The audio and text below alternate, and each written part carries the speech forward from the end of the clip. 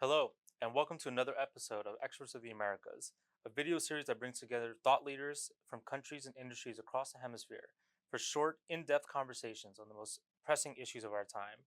I'm Wazamala, Fellow and Lead of the Caribbean Initiative here at the Atlantic Council.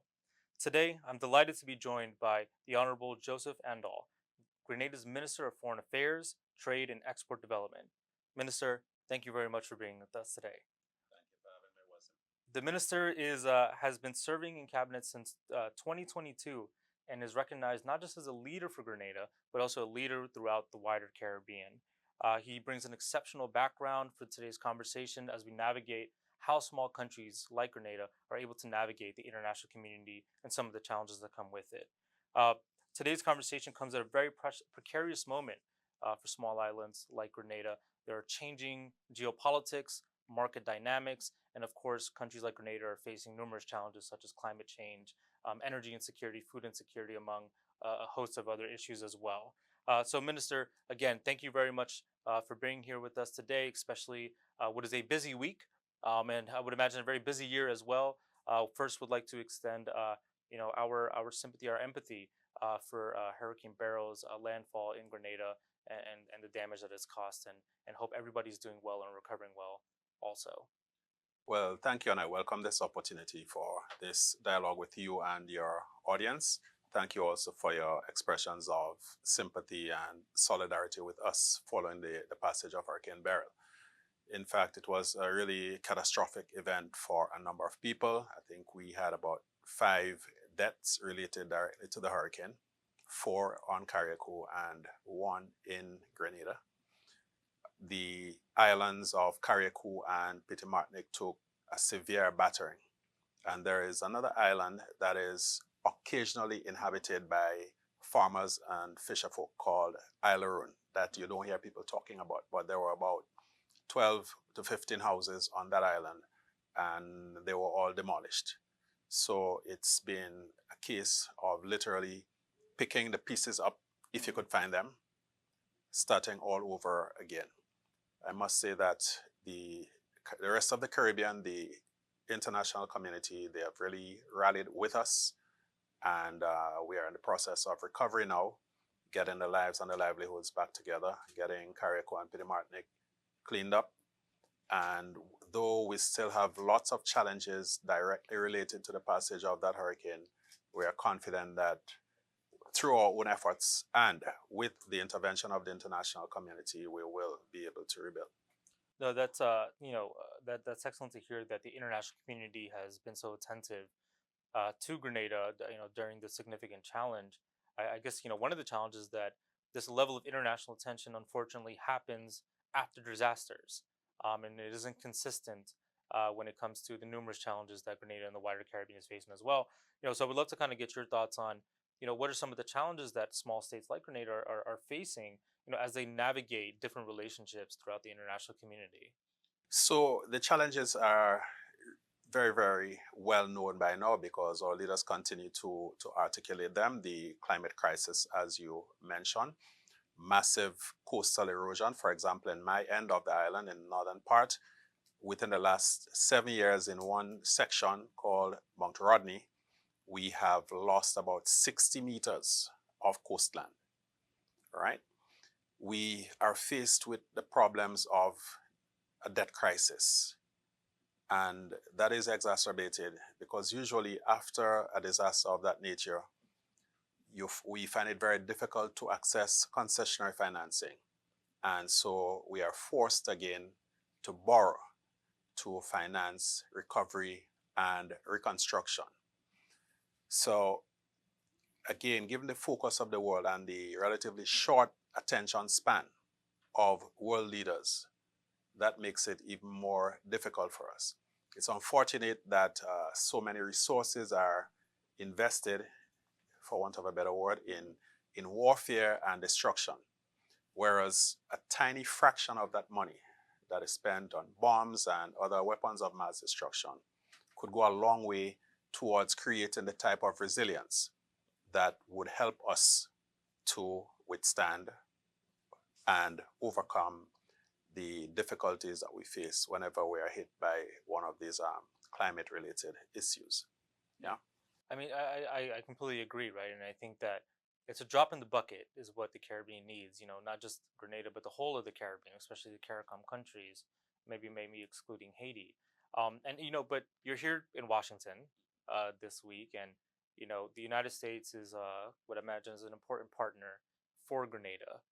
What if let's say you're speaking to a U.S. government official right now, what what more does Grenada need from the United States in order to manage some of these challenges? So first of all, we are not looking for handouts. What we are looking for is fairness and equity in the international financial and political system.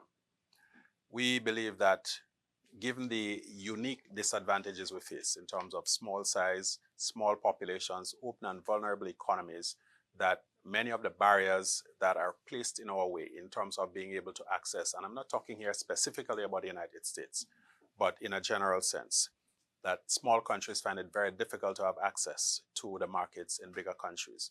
We find it very difficult, for example, to leverage the international financial system. There are all sorts of barriers placed in our ways. Our banks are consistently and constantly threatened with loss of correspondent banking facility and so on. So all we're asking is that these artificial barriers be removed. Notwithstanding what I've said before, we still need cooperation, and we do get it from some of our partners, including the United States, but we do need assistance in helping us to bridge the digital divide, in helping us to upgrade our health systems, our infrastructure, and so on. Because once we can have that sort of access, then it puts us in a position where we are better able to take care of ourselves and take care of our people. And incidentally, that too would help to address one of the vexing political problems in North America and Western Europe, that of migration. Most people, in my view, would prefer to stay at home. But if conditions become so dire, you're constantly rebuilding after floods, after hurricanes, after volcanic eruptions, and so on, you lose access to markets, so farmers can no longer export. Yeah. Then things begin to get desperate, and that is what is fueling the migration crisis. The whole question of the proliferation of small arms, that too leads to insecurity in our countries and is another reason that many people would want to leave. No, thank you, Minister. I think you touched the right word, equity, right? Is the assistance and is the support that the international community, the United States, others is providing to Grenada equitable? I think that's an important question to kind of just think about as we sort of, from an Atlantic Council point of view, think about as we go about our programming when we talk to these same stakeholders. We also talked about the importance of access to markets, right? And I think you know you and your prime minister have done an exceptional job in breaking ground in some new markets around the world. Non-traditional markets. From Africa to Asia to Europe. So we'd love to kind of get a sense from you on what are some of those markets? What are some of those emerging partners for Grenada that you're seeing, in your time in office so far? Yeah, so first of all, let me just make it clear that we continue to embrace our traditional friends, the US, Canada, the UK, our friends, our brothers and sisters in the CARICOM region. But we recognize also that you need to expand your reach. And to that end, we have developed a pretty good relationship with the People's Republic of China. We have made significant outreach in Africa, particularly West Africa, Ghana, to be specific. A few months ago, Prime Minister and I, we headed a delegation to Ghana where we signed a number of MOUs dealing with cooperation in trade, investment, culture, education, and so on. And we continue to pursue relationships with the so-called Global South. Very often because of our shared experiences and because of the fact that there are graduated levels of development, we can share with each other experiences, knowledge, exchange resources and so on to our mutual benefits. So we think that it is good that we maintain our traditional ties, but that we also reach out to people that we previously may not have thought about doing. No, thank you. That's really helpful. I mean, I think you talked about engagement with PRC, engagement with Ghana, the broader global South. What I like what you said, expanding your reach. It's very pragmatic. What I think sometimes is difficult for U.S. policymakers to understand the pragmatism of foreign policy coming out of small states, and you gave a great example of that pragmatism. I think that would love to kind of hear and wrapping up in our final question is, you know, as you continue to expand your reach, you shared us some of the challenges facing Grenada that are also similar challenges to the rest of the Caribbean. What would be your what would be your message to the international community thinking about Grenada's foreign policy, in the over the next, 5 years, so to say? Good. We're a tiny country. We do not have a military. We have no military ambitions. Our goal is to live peacefully with everyone around us and wider out, in a wider out circle. What we're looking for is the opportunity to engage meaningfully with other countries, with other peoples, to boost trading and investment opportunities, to share experiences, and to find ways to collaborate. We do not believe that diplomatic relations, the question of diplomatic relations, is a zero-sum game. Okay? We continue to build our relationship with those with whom we have already and always had them, and we see no harm in expanding to new friends and to new regions of the world. Yeah? We also believe that there are certain things that need to be done in order to make the world a safer and better place. We already spoke about the question of equity. We already spoke where we constantly are advocating for a reform of the way in which the international financial institutions deal with smaller countries vis-a-vis concessional financing. So the multidimensional variability index is something that we champion because we recognize that we all have to lift the standards of living for our peoples.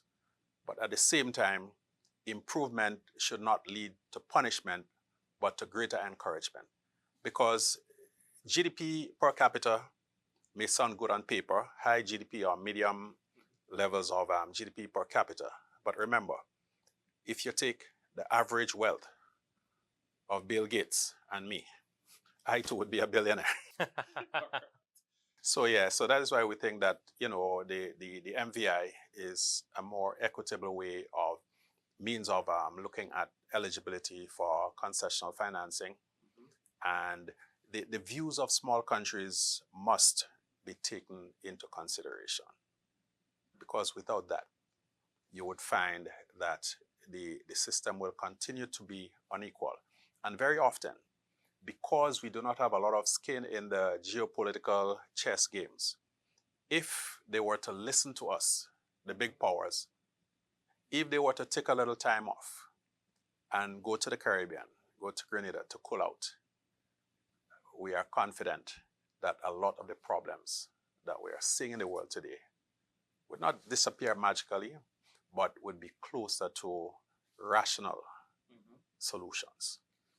Thank you, Foreign Minister. I think my big takeaway of that, besides hopefully when you expand your reach, I hope you consider the Atlantic Council a new friend and a new partner to engage with. But what I'm taking away from our conversation is that there's a lot to learn. These bigger powers, there's a lot to learn from small countries who are forced to be pragmatic and expand their reach to deal with the many challenges they face. So I hope when others see this conversation that they take your words seriously. And again, we'd like to thank you for spending time with us today and sharing your thoughts. It's a call to action really for us to not just engage in your perspective, but also to continue doing great work with Grenada. Thank you. It's been a pleasure, and I do hope that they listen and that they not just listen, but give it some serious consideration. Yeah. Thank you. Good.